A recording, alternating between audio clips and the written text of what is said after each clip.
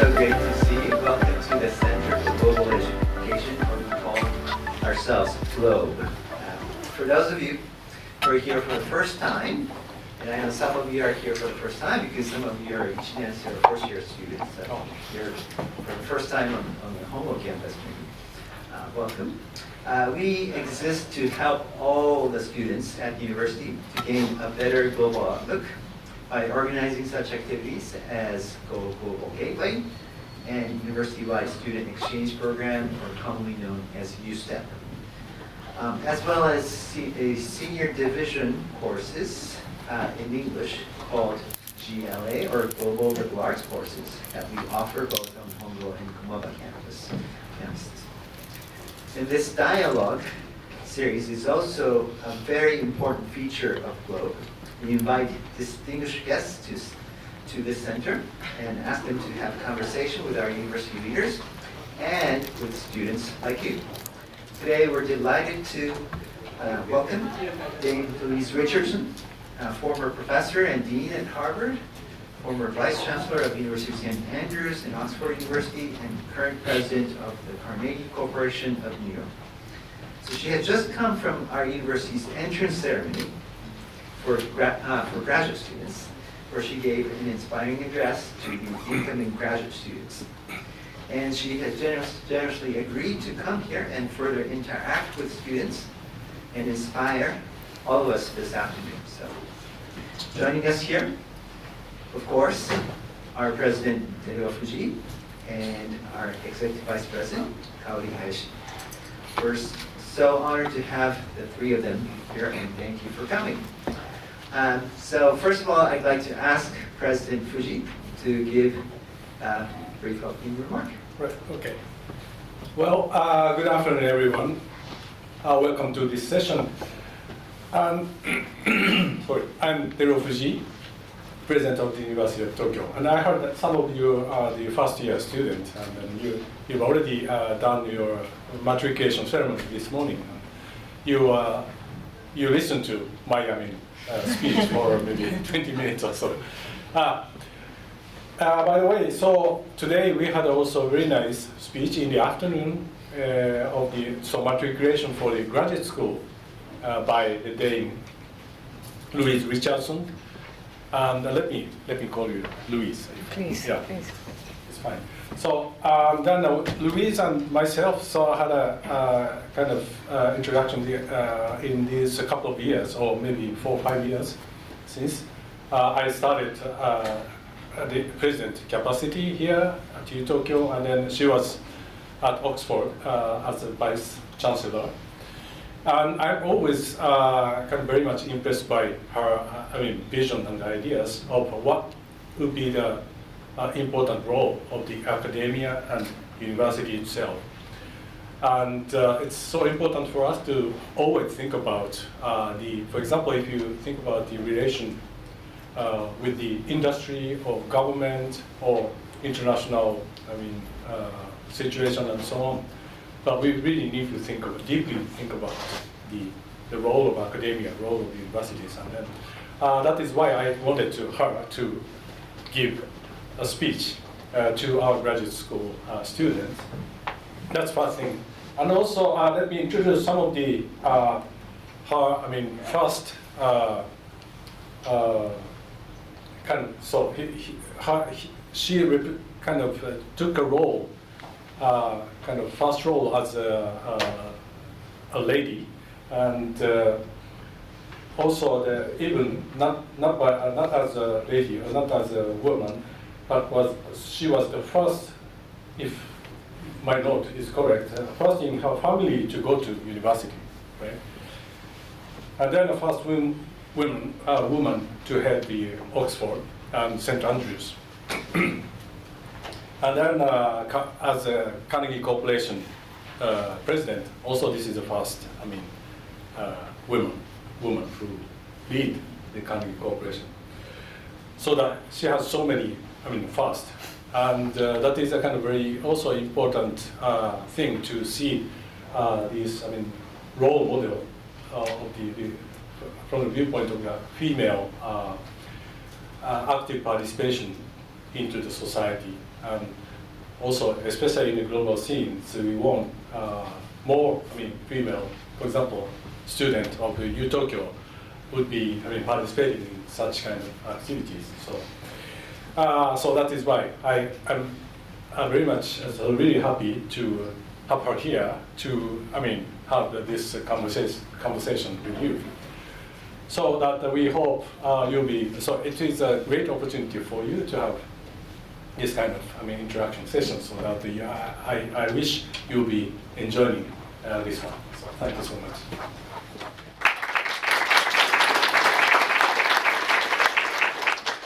Thank you, President Fujii. I just realized I forgot to introduce myself. Sorry about that. My name is Eugene Yaguchi. I direct the Center for Global Education. I also serve as Vice President for Global Mobility or Global Education. I'm also a Komaba professor. I teach English language and American Studies at Komaba.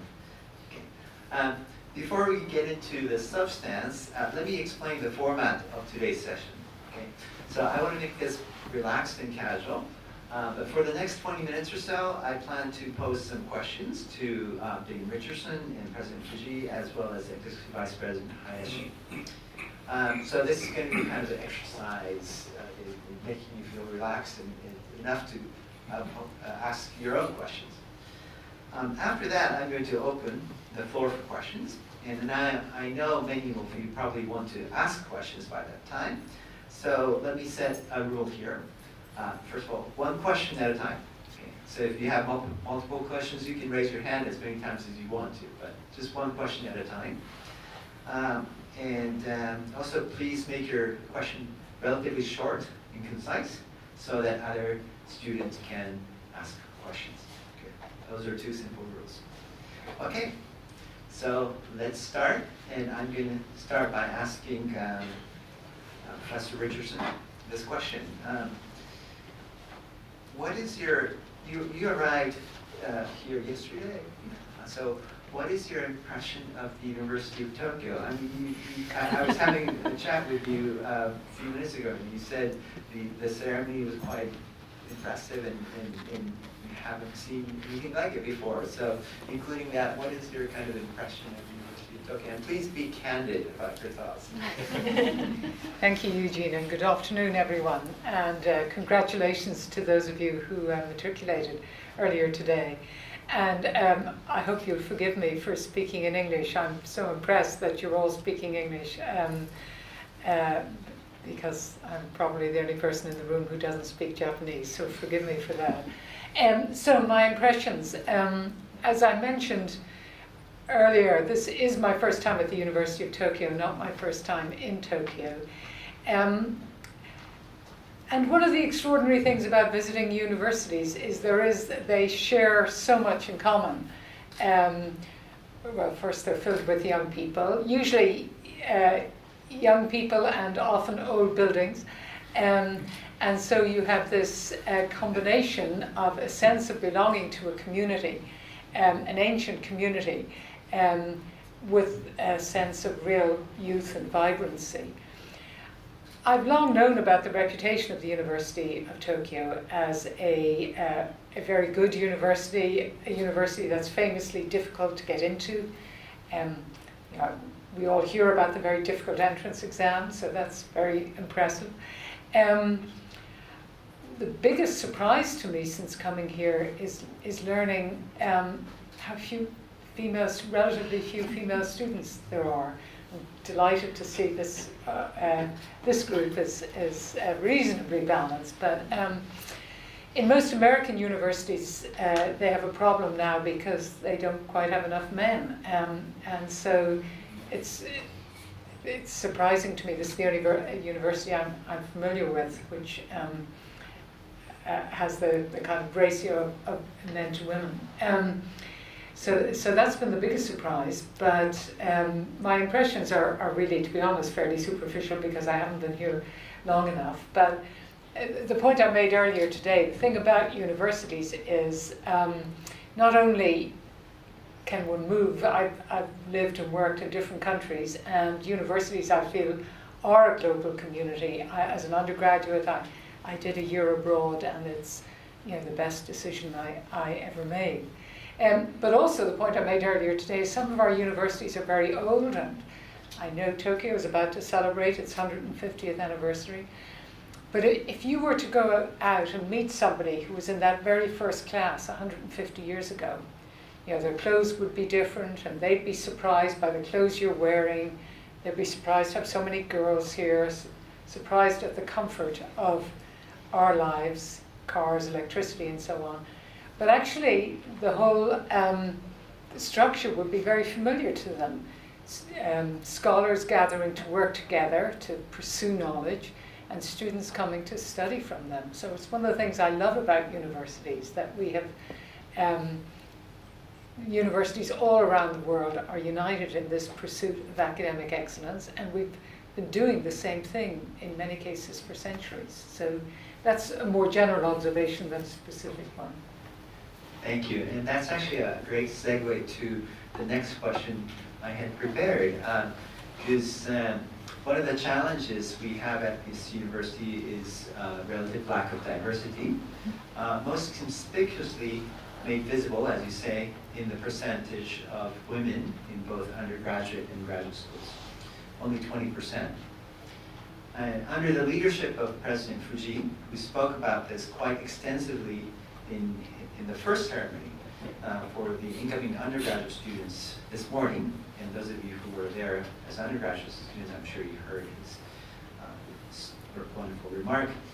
And also we have Executive Vice President Hayashi, who is in charge of global and diversity issue, and who was instrumental in launching the Center for Co-Production of Diversity, Equity, and Inclusion this year, called Include. And we have the director of Include sitting right there too, Vice President Ito. This university is trying to change, but so far it has not been a very easy path. The 80-20 percentage has remained the same over the last pretty much 20 years. As President Fujii said, you have been many firsts, including as the first female leader of St. Andrews and Carnegie Corporation. And I was wondering if you had any advice to our faculty and also remarks for our students. Well, I think it would be a little presumptuous of me to offer advice on the basis of being here for 2 days. But I would really want to understand what is going on here, why this is so different. And as I say, I know President Fujii has thought about this a lot, so probably has far more insightful things to say than I do. I would want to be going out to schools and understand why girls are not applying, why they think this isn't a place for them. And I think there has to be what the leadership is clearly doing, and it is having a concerted effort to recruit women. I think there needs to be role models. Women need to see other women here, so that realizing that this is a place for them. But I would really want to understand why they're not applying, and I'm afraid I don't. I'm sure others present could answer that far more intelligently than I could. Thank you. President Fujii, would you like to say or Yeah. something? Well, yes, to my understanding, so this is so really much related to the kind of systematic thing. But the system itself is sort of handled by the domination by male. And it's a very long history. And as a fact, so we started admit female students in 1949 or something. 46. But by the way, so it's 60 years ago, or 60 or 70 years ago, or more. But anyway, at the beginning, it was a kind of reluctantly, admitted. That is my, impression. And so the system itself, the social system itself, is basically dominated by male. And so 20 years ago, when our university is incorporated, and then there's a kind of some sentence saying that so we need to have some more diverse cohort of students. But then it's been 20 years since. But so we, as a university, so many so we did so many different things to be able to support female students, or to, for example, to offer some support for the apartment pay, and also like some existing students are going back to their school to explain about how their life in UTokyo and so on. But it doesn't work so well.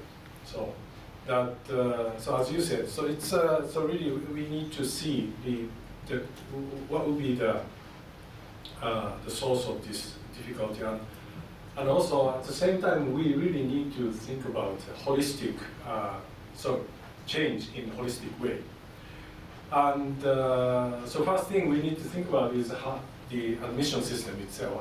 So you said that it's been also we have a very long history of this rigorous, writing exam system, and that part is so it's almost like a kind of one single method for admission. So that we definitely need to rethink about the, for example, diversifying the admission system itself. So we could really think about, we need to really think about such a holistic approach for the change. That is my, yes. Thank you. Kind of, for now it's a kind of personal, No, question. thank you very much. Sensei, would you like to say something? Yes, thank you very much. That's been always on my mind. Why this is so? But it's not easy to answer. Actually, it's a very structural thing, and I think it takes time. So we need to. We all realize that it has to be different, but in order to make changes, it takes time, and from the beginning with the, for example, entrance exams, and we have to support female students, and we have to have more role models and so on. But as long as we see this as women's problems, I think change would be very slow.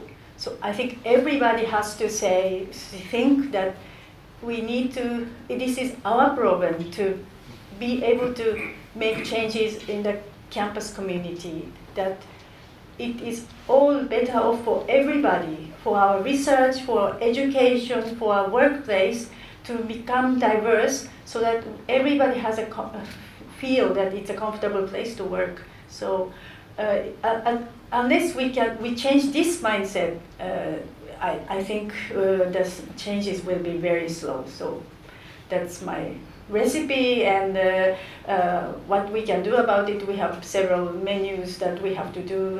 We have priorities list and so on, but we will work on it. But we are always welcome from the student feedbacks, and yeah, I think the time is too short to talk about all of our list. But don't be pessimistic. Yes, and we shall change the mindset Yes. for sure. Thank you. Before I open up for you, let me ask you one more question. So you've spent your academic career researching about terrorism and terrorists. It's an incredibly important topic, obviously, but it's not exactly the kind of topic that many young undergraduate students may feel drawn to. And I was wondering if you could share with the students what made you pursue this topic, and if you had any advice to the students who are exploring what they wish to do. Well, I'm not sure. I agree that it's a topic that students are drawn to. I used to have so many students come to my classes at Harvard that I used to try to reduce the size of the classes by assigning far more reading and writing than anybody else, having it at a very inconvenient time, And still, I had massive student numbers because I think students were drawn to it. Now, what surprised me at the time, this was in the 90s, I used to ask students why they were taking the class, and they would, because I assumed the kinds of students who would want to study terrorism were the students who would have Che Guevara posters in their bedroom, students who would feel themselves sympathetic to wanting to change the system. But actually, no, it was, people would say, I want to be head of the CIA, I want to be Secretary of State. So people who wanted, I want to join the military. So I think it was a subject that was of interest to students. I, of course, think it's the most fascinating subject. And I was drawn to it because I grew up in Ireland, in rural Ireland. And I grew up in an environment that was actually very, very sympathetic to Irish republicanism, or indeed Irish terrorism. And then I went to university in Dublin, and I went to Trinity College. And Trinity was a Protestant university, and I was one of only 3 Catholics in my class. And I learned a version of Irish history that was completely different from the version I'd learned at school. And I became fascinated by how 2 sets of people on this tiny little island could have diametrically opposed interpretations of the same historical events. And when I go home and tell my family that, you know, it wasn't like that really, they would say, no, that's all Trinity talk. They dismissed it. So I then, partly to escape what I felt was Irish nationalism, because of course then terrorism exploded in Northern Ireland, and I decided I just wanted to get as far away as possible. So I went to America and studied international relations. And reading the literature on terrorism, I saw that terrorists were described as one-dimensional bad guys and psychopaths. And I thought it's actually much more complicated than that, because I'd known people who were sympathetic to terrorism. I knew many people sympathetic to terrorism, knew some people who joined terrorist groups. So I thought it's much more complicated. You have to understand what's behind this, what drives people who are, in other aspects of their lives, upstanding members of society, teachers, parents, students, but who will join an organization and commit atrocities that violate every ethical code. How do you explain that? So I found it, and still find it, to be a fascinating subject. And I must say, one of the terrorist groups I used to study back in the 90s was, of course, the Japanese Red Army, so a very interesting case to come out of this country. The only terrorist group ever to have been led by a woman, by the way. Thank you, and my apologies, I retract that comment. Thank you. Okay, so President Fujii has to leave at 5:30, so we have about half an hour or so, and I'm just going to open the floor for questions. And I'm going to go exercise my authority here. I'm going to start with letting first-year students, if any, ask questions. And first, okay, go ahead. Hi, my name is Minori Hirai. I just entered this university this morning. Congratulations. My question is, what do you think about the quota system for females? Because many universities in Japan are having this system, and I believe that having this system makes the females who join the university could be discriminated by male students, because it can be considered an easier path to join the university. Thank you. That's a really important question, and it's something that's debated all the time, not just about universities, it's about women on boards and so on. My position has always been, I don't like quotas. I understand the motive and I appreciate the motive, but personally, I don't like quotas because I don't want anybody ever to think I'm in the position I'm in because of a quota. But it's a difficult question, and reasonable people take different perspectives on it, but that's always been mine. I don't actually like quotas. Yes, this do you? Yes, I think quota is the last resort to increase the number of women. We have been suffering from the lack of women, even the candidates, to take an exam at the University of Tokyo. So we have to do something about it, and I hope that we don't need a quota. But the reality is that it's been always 8 to 2. So what can we do about it? And I also think if we ever introduce a quota, I don't know whether it is possible at this university.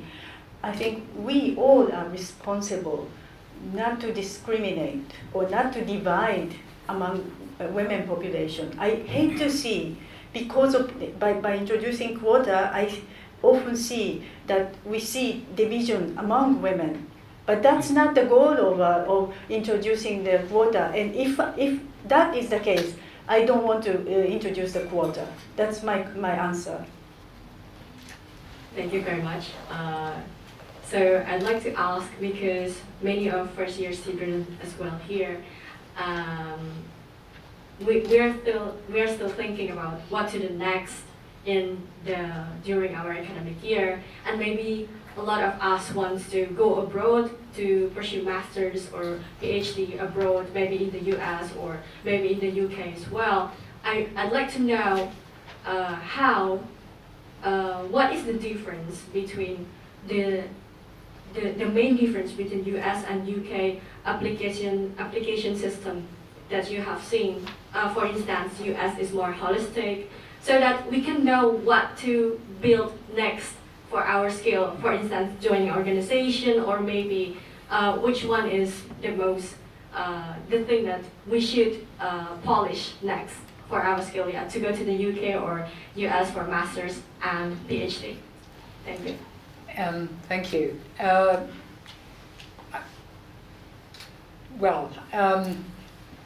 It's a very different decision point, I think, if you're talking about undergraduate or postgrad. If you're talking about postgrad, which I think you are, when it comes to a master's degree, I think there's far more funding available for going to the US. You're far more likely to get funding from the university than going to the UK. I was Irish, I had no money, so I ended up going to America for graduate school because I knew I could get scholarships. Even though Ireland is right next door to England, I knew it would be much harder to get a scholarship there. The big difference in a PhD, and it's a very big difference, in America a PhD takes much longer because you take a couple of years of coursework and then do your PhD. So, it's in the humanities or social sciences, it's going to be about 7 years.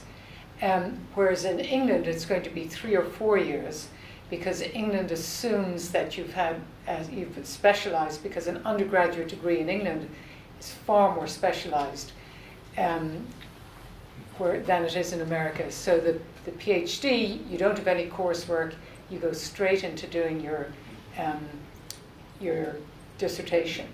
So it really depends on the degree of background you have. When I went to America for graduate school, I changed subjects. So my undergraduate degree was in history. When I went to America, I studied international relations, so I was changing subject. So I needed to have that period of coursework as well. The other advantage of the American system is when you're getting a PhD, you can often teach. So I did a lot of teaching while getting my PhD, which A, helped me fund myself, but B, was very good experience for teaching. So when I came to apply for jobs, I was a very experienced teacher, so it made it easier for me to get a job. So they're quite different experiences, and it really depends on how specialized you are, how deep a background you have in your particular field. Thank you very much. Before asking my question, I would like you to know the present academic circumstances in Japan. Right now in Japan, practical knowledge as a such as law, economics, or engineering or medicine, are greatly valued, while humanities, such as philosophy or literature, are sort of ridiculed. And when I was an undergraduate student, one student said to me, "Is studying literature worth doing?" I would say that the government budget is being wasted on such things, and such money should be spent on science or other useful things. And I was really shocked to hear that. So I'd like to ask you how to convince such people the importance of studying literature, studying humanities. How can we justify such studies? So thank you. Thank you. Terrific question. And I would say this isn't just an issue in Japan. It's true in the UK. It's true in the US. There has been a big move away from the humanities to the sciences, to the STEM subjects. And politicians constantly, I think, denigrate the humanities, I think very unwisely. Because what the humanities teach, they teach empathy. I mentioned empathy earlier as one of the most important qualities one has. They also teach critical thinking. And when I look at the people who study classics, say, in Oxford, these people are hired by financial firms in London because they know how to think. And the world is changing so quickly that you guys are going to have jobs that we can't even imagine today. So how do you help educate somebody to be flexible? And I think the humanities are a great way of doing that. I'm not denigrating STEM at all, but I think literature and the humanities are crucially important. One of the things I did as a leader of Oxford was I raised the largest gift that had ever been raised by any European university, or at least we calculated since as far back, at least as the Renaissance. It ended up being it's now £200 million for the humanities at Oxford. And I thought, and it was from an American businessman, and I thought if Oxford can do that, it's really making a statement that the humanities matter. And if this very wealthy American businessman who has no connection to Oxford is giving us this enormous gift, that's proving that successful business people value humanities too. So I was quite, when I initially went to this person for a gift, I wasn't sure what I was going to ask him. I wanted him to fund, and then I decided it would be such a powerful message to our government, to business people, and to our students if we could get this, the biggest gift ever for the humanities. So we did.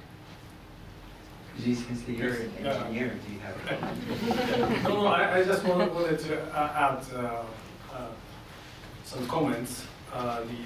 So that is why, in fact, we asked Louise to come to give us some advice for fundraising. Because we see the importance of all these humanities and history and literature and so on. But then, as you said, like the government is basically looking at all these STEM areas for their investment. But as a university, we really need to, support or would like to support this, area because this is so important for us. So that's why. So we will need to have some more, fundraising outside the current system. So, and then for that purpose, we will also need to strengthen the university capacity for doing such kind of thing to support what we really think important. So the area that we really think important, and then we could, use those, gift for those kind of research areas. So that is a very important also to my, viewpoint. So it's also another very important function of the university itself, or university management itself. So it's a great question. It's a terrific question. Professor Hayashi, as a sociologist, do you want to comment? Yes, we've been talking about diversity, and I think also within academia we need diversity. Unless I think even the pure scientists, they can learn also from humanities and social sciences, and we can collaborate with each other, and then we can think of another innovation or new ideas and so on. So I think every discipline has its place to be able to cooperate and work together with other disciplines, and that's how academia works, and that's what university is, what Professor Richardson said in her speech. So that's the beauty of the university. Great. I think diversity is really important, in my opinion. I think one of the issues that the University of Tokyo has is that not many students go study abroad from Tokyo, from this university, and not many international students come to this university. So what do you think the university leaders has to do or bear in their minds in order to promote the diversity and more exchange students and international students? Great question. No, it is the case, and I've long known that Japanese students tend not to travel overseas. And I think there's a couple of structural problems, one being the language barrier in terms of people coming here. The second being the school calendar here doesn't fit neatly with most others globally. But I would, if we were to try and change it, I think I would encourage the university to be flexible about giving credit for work done overseas. And I've also learned how inexpensive it is to attend this great university. You're very lucky. So some money would have to be made available to help students pay the fees internationally. Because wherever you go, they're likely to be far more than you're paying here. Now, you would think that that would make Japan quite attractive to overseas students, but I assume overseas students would pay significantly more than Japanese students. So I think the disadvantage there is, I go back to the language and the academic calendar are a real problem. But I think perhaps, sorry, President Fujii, the university might be able to organize or help fund periods during the summer, smaller, shorter periods going overseas, for example, in the summer to at least get some international experience, or provide funding to bring students in even for a short period. Because I do think not only is it enormously fulfilling individually, but it's very good for the students around you to be engaging with people from different backgrounds. And certainly, as I said, I took a year off, and actually I was attending Trinity College Dublin when I won a scholarship to America, and Trinity wouldn't recognize my year abroad, and I didn't get any credit for the year abroad. I was going to California, and I think Trinity thought California was this newfangled place. The University of California wasn't good enough to get credit from Trinity. So I said, fine. So I just took a year off. And actually, in order to be admitted back to Trinity, I had to retake the entrance exam often. But I still thought, what a great opportunity to go abroad and have somebody else pay for it. And it was the best thing I ever did, even though it meant it cost me a year, if you like. But, so I encourage any of you who are thinking about it to be creative and lobby the university to help you do it. Thank you. Thank you. Did you want to add anything? So just one thing. So I think it's, so for all the students, so it's so important to have the opportunity to be immersed into this kind of international environment. So that is exactly why we set up this GlobE from the last year, and then trying to set up this very short go abroad type of program and so on, so that we hope to be able to expand such kind of programs. Thank you. Thank you. So just very, very quickly, those of you who are new to the university, we actually do have partner institutions, 84 universities all over the world where you can do study abroad. We do offer short-term programs in the summer and winter if you register for Go Global Gateway. We're trying our best, but what Professor Richardson just said is absolutely right. We're going to listen to her and do our best to provide opportunities for every student here. But I really want to know that because the University of Tokyo have been offered so many opportunities for me to study in different kind of areas, but I want to listen to some suggestions about should I concentrate to focus on just one area, or should I to spend more energy on, like, because I'm very interested in education, sociology, and economics, just everything. I want to learn them all. And just like President Fujii said this morning, that it's very important, especially nowadays, that we need to be interdisciplinary, and the collaboration and connection between different areas is very important.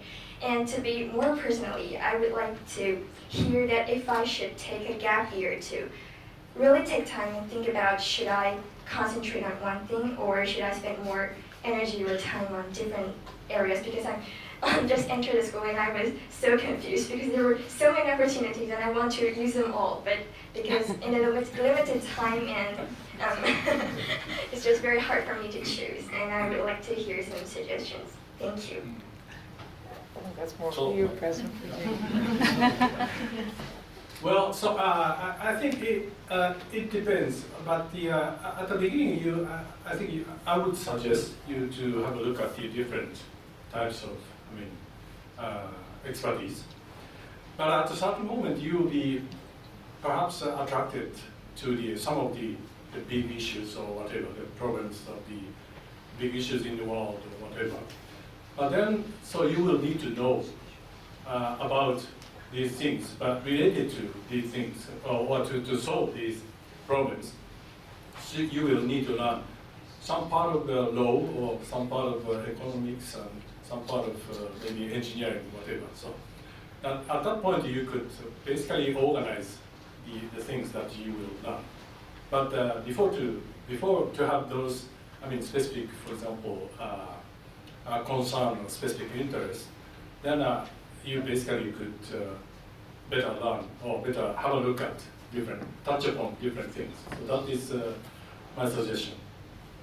And also, and then at the same time, the gap year, so I would recommend the gap year, but because I used to be in charge of this gap year program of the university. So there's a fly program, which is to take 1 year off, and then the university offers some support, financial support, and then you could basically make a plan for the whole year, then to pursue your own journey throughout the year. So that is also a very nice program. But at the same time, so as Louise said, so it will be a kind of 1 year course.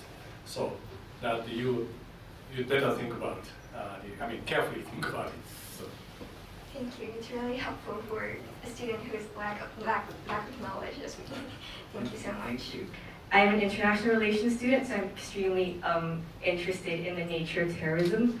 So my question for you is, what do you think is the most important things politicians or governments have to take account in today's world when navigating the complexities of terrorism?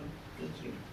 The single thing, I think the single thing governments have to do is to think in advance before a terrorist attack about how they're going to respond. Because invariably what governments do is when there's a terrorist attack, they overreact. So one of the things terrorists are trying to do is provoke a government into overreacting. And almost without exception, governments do overreact. And in so doing, often build up more support for the terrorists, or by giving a huge amount of attention to the terrorist perpetrator instead of to the victims, they end up providing an example to other alienated people, to to commit atrocities themselves. So I think governments need to keep their perspective, and it's very difficult to do this because the press immediately is calling for blood as soon as there's a terrorist attack. You said you're studying in London, so a classic example would be the 7/7 terrorist attacks in London. I remember that morning the Prime Minister, Tony Blair, was up in Scotland when the attack happened. And I remember hearing him speaking on the television very early in the morning. And I remember thinking, that is exactly what a smart democratic leader, how he responds to terrorism, because he was very measured and he didn't use the term terrorism. He talked about the crime scene and all the rest. He was very measured. And by the time he arrived back in London, his language had completely changed, and he was using hyperbolic rhetoric, military rhetoric, exaggerating the importance of this attack because he was under pressure from the media and from his officials. I think if they took time in advance of the attack, I think their response would be much better. In that speech, you said the university is not only studying, but also the communicating with other peer students. My question is what do you think the university have to offer students the opportunity to communicate with other students, or should students communicate with other students? Yeah, questions. Well, really both, I think. I mean, it's no secret, I'm sure you're following the news and you've seen what's been happening in American universities and to a lesser extent in British universities, where people have just stopped speaking to one another and instead are shouting at one another. And I think universities have a responsibility to model to our students how you handle difficult situations. There are political situations in which people have very strong opinions that are diametrically opposed. And I think universities need to model to our students how to handle those situations. Having said that, I think students too have a responsibility for their own education and should engage with others, especially others who disagree with them. Again, and by all means try to change somebody else's mind, but argue with them in a respectful way. In a way, try to figure out why do they believe that, and then try to change their mind. But also, as I said, be open to changing your own mind too. That's the critical piece. And I certainly see education. One of the points of education is to rob you of your certitudes, to make you uncomfortable by presenting you with ideas that you find really challenging. So I think there has been a movement in American universities and British ones too in recent years to make education comfortable, and I think that's a mistake. I think we should be making you uncomfortable by presenting you with difficult ideas, because ultimately I think that's what an education is all about. Would you like to add?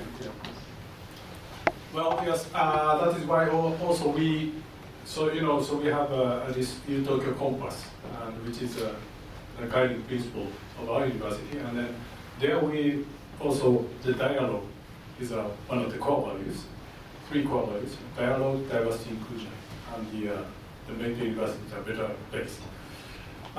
So it's so important to engage, so engagement into dialogue. And then dialogue means, what I mean by dialogue is to think about the problem that you share.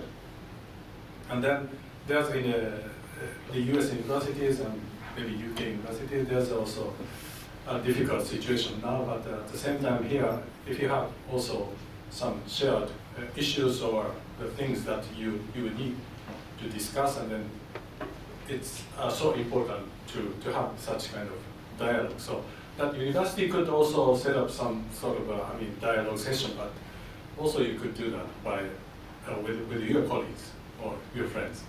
And it's so, I agree. So it's so important to kind of step over to the your uncomfortable zone, out of your uncomfortable zone. So to feel like a kind of uncomfortable situation, and then to understand what would be the difference. So like this way, so it's so important for you to interact with your friends or classmates. Hello, I'm Lori. I'm an exchange student from Canada. And so I want to continue on the question of kind of diversity and actually, diversity and in the classroom, things like that, because I guess since joining, I've noticed that there's kind of a split, I think, with international students / exchange students and local students. And I think that's only natural. I think a lot of exchange students, they come here for 1 semester, they have a lot of fun, or 2 semesters, they enjoy it, they meet other international students that can maybe communicate with them better, understand their situation better. But I think that there is a gap because even in the classes that are offered, a lot of international students go for the English classes. And in all my classes, there are a few times the professor asks, oh, can you raise your hand if you're exchange student, UTokyo student, and it's like everybody, like no one is anything else. And I think that's great, but it's it kind of, how is that different for us, like it's the same as if we're in our home university, but then it's kind of also, maybe we're not contributing to the university in a way that could be meaningful, like we're just here. Then maybe we could contribute, not just use the resources at the university without somehow giving our perspectives back, and not just having it be trapped in our classrooms in particular. So I guess I'm just noticing that, and how can we actually do that? Because maybe we could say, let's learn the language, let's do that, but there's only so much time, and a lot of people end up prioritizing wanting to have fun, explore, things like that. But what about the university, and how can we actually create a more enriching classroom when you have all these exchange students? Because actually there are so many that come in semester after semester. Yes, I realize that is a problem with us at the University of Tokyo. I think the one thing is about the language, as you said, but I think so. So I think the university has this. We realize that this is a problem. So we are now. Planning to set up a new college which will be taught in English, and also the classroom together with Japanese and also students from overseas, so that they can learn together from the beginning. At the moment, it's also because of the academic calendar that it's the April students who tend to be all Japanese, and the September students are all from the overseas, and they don't mix together because of this physical, or more to do with the physical or more timing things. So we want to take off these barriers and try to have try to bring all these students together in one classroom so that they can learn more with each other. But I know that's what you mean, and we are now trying to improving it, making efforts to that. If Eugene has anything to add about it. And we also set up this GlobE, and we are also having this, holding this event. That's also part of our aim to bring students from overseas and also students, Japanese students together, so that you can meet with each other. It's not only about the dialogue between here on the stage and to you, but you meet people here, and that's another thing that we want you to use this opportunity as something to mingle together. Eugene? Yes. So the integration issue, I know, is very, very important, and we're very aware of this issue. We want to encourage that as much as possible. Integration requires actions from both sides, actually. So our students who grew up in Japan should be more active in approaching students of different backgrounds. Students coming from abroad, they tend to cluster together, as you know, because of the language issue and the fact that they're just more comfortable that way. But they're in Japan, so they should be willing to take an extra step as well. So we want to encourage students to take extra step on both sides, and we want to support that as much as possible. But this is ultimately an issue of boundaries. And I think this is a very good opportunity for exchange students to think what these boundaries mean. What are cultural boundaries? Why are they set up in this way? Are they produced by language differences, or are they conditioned by other factors? So I hope you can sort of think of this in an academic way as well, because that's ultimately a very important part of the study abroad. Thank you very much. I'm a second-year master international student of the engineer of the School of the Engineer, and I'm very curious about under the current circumstances that the tension is building up both globally and regionally. How would you foresee the future of the globalization or the internationalism? Oh my. Gosh, I don't think I could cover that question in a course, much less a brief answer. Look, I think we're at a profoundly difficult time in global affairs. I mean, the fact that there's war in the Middle East, the fact that there's war in Europe, nobody's paying any attention to the fact that there's extraordinary conflict taking place in Africa as well. Relations between the great powers are more tense than they've been in a very long time. So it's a deeply troubling point, and I think we're seeing what's called the Thucydides, Graham Allison called the Thucydides gap, which is a trap, which is when you have one great power declining and another great power on the rise, almost invariably that leads to conflict. And the concept there is that American power is declining and Chinese power is rising, and President Xi, in a number of recent remarks, has actually talked about the Thucydides trap, which is very interesting. It means he's reading some American political scientists, and he's aware of this. So I think we need really wise leadership, and to be perfectly honest, in a year in which half the globe is facing elections, elections tend not to be the period of which produce best public policy.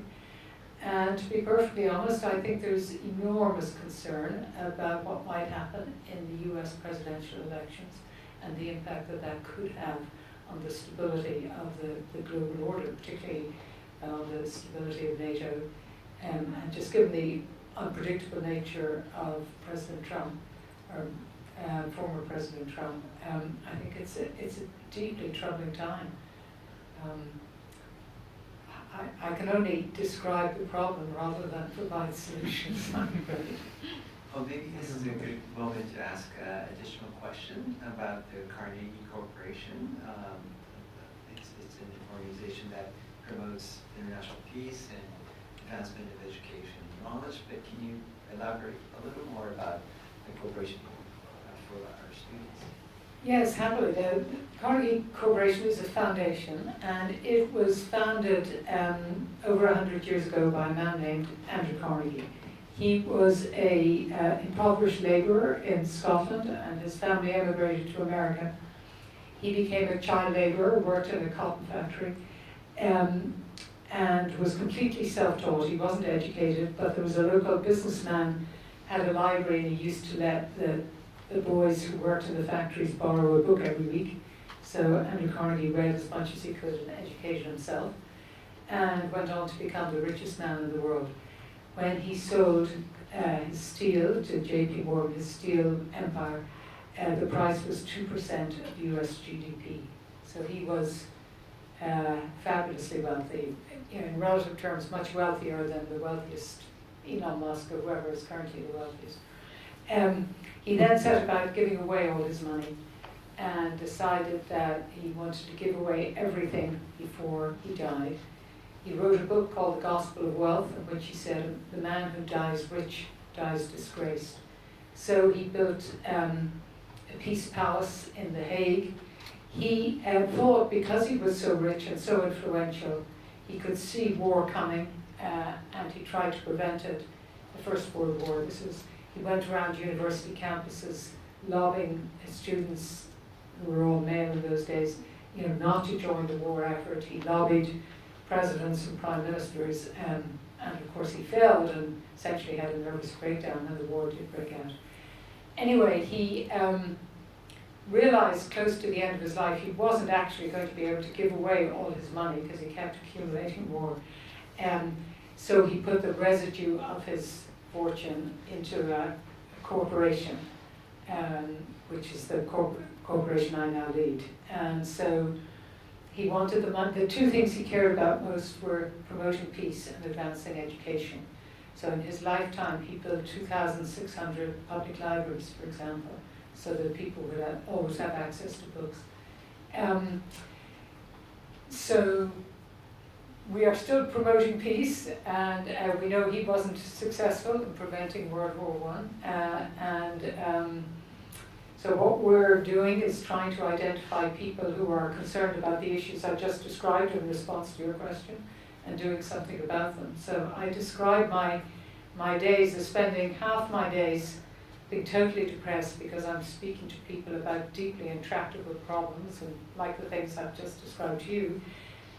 But the other half of my day being inspired by meeting extraordinary people who are out there trying to address these problems. And so my role is to try and reduce the delta between the two.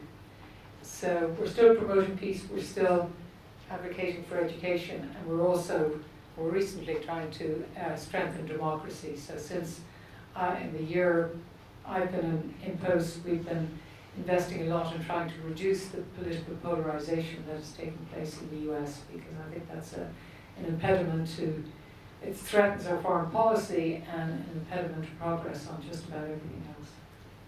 So thank you for the opportunity to talk about Kaori. And I encourage all of you to read the website of Kaori Corporation in New York. It's very interesting. I have a question. This might be a bit personal question, but I was in a single-sex school for 6 years, junior and high school, and after entering this university, I'm surprised that there's a lot of men, and I sometimes feel that I should behave like women do, and maybe men also think like that. But I want to ask you, how should I handle with the situation? How should I think about that problem? Thank you. Thank you. Well, I too was in a convent school, all-girls school, until I went to university. That was the first time I was in a classroom with boys when I went to university.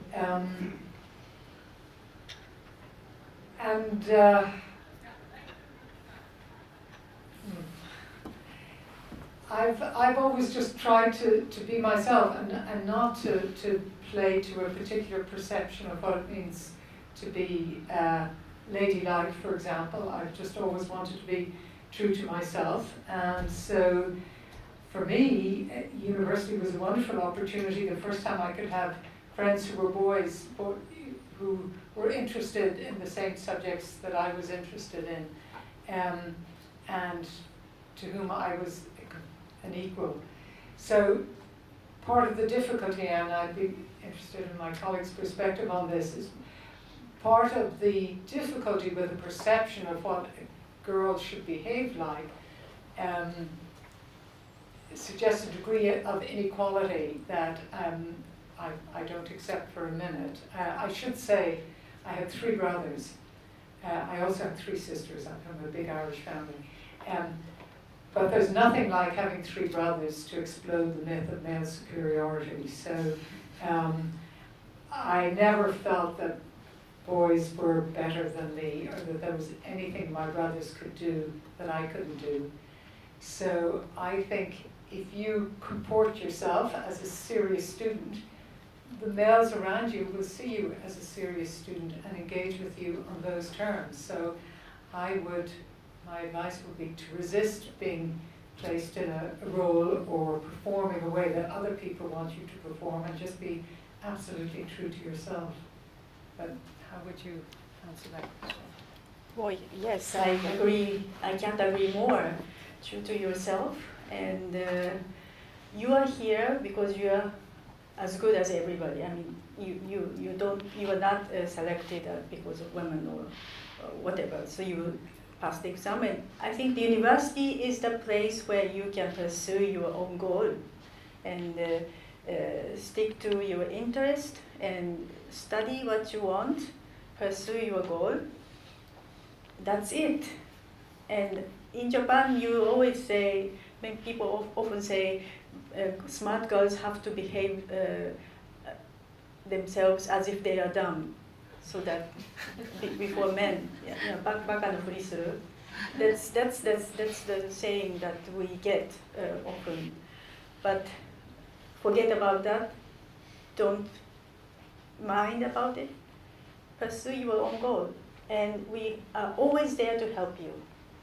So, the faculty and also your friends here, they are all there to help you. So don't forget that you have always friends and teachers who would help you pursue your goal and true to yourself. Yes. Thank you.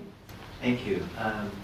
And indeed, you have friends and faculty members and various organizations within this university, including this new center called Include, a Center for Co-Production of Diversity. Inclusion, diversity, and equity. Sorry, that's right, yes. Also, the center that promotes more global outlook, different ways to think about issues like gender, ethnicity, and different values. So I hope you take advantage of that. Just a quick announcement, on May 12th on Komaba campus, we're going to have a study abroad fair for students like you and all of you here. So you're welcome to attend and find out more opportunities available at this university. Okay, so it's time to close. I'm going to ask Professor Hayashi, our Executive Vice President, to give a closing remark. Thank you. Well, I have a prepared speech, but I'm so overwhelmed with so many wise questions from students. I'm so happy that I have you here on this venue and ask questions to Professor Richardson, and I actually very proud of them. Thank you so much, Professor Richardson, to be here with us. It was a wonderful session, and I'm so grateful and even heartened to have you on the campus on this special day of the ceremony at this university. And actually, my gratitude stems not simply from my official role as Executive Vice President, but more importantly, as a fellow female leader who has, actually rather unwittingly, have to live the life of a pioneer, so many firsts. And I must confess that it is actually, for me, it's been quite a little bit lonely thing to be a female leader in this deeply male-centered institution and society. But as I now, today, together with you, Professor Richardson made me feel, and also you made me also feel that women and men can get together and talk lots of things about academia and realize that together we can improve many things. We are all on the same page to improve our campus, improve our community to be more diverse, and we can have the courage to find and create many new things. So thank you so much for inspiring me and our students this evening, Professor Richardson, and we really look forward to welcome you back again and let you see how far we went, we have gone so far with many improvements, with our diversification, with our globalization, and we wait you again in the future very soon. So thank you very much, and give Professor Richardson a big applause.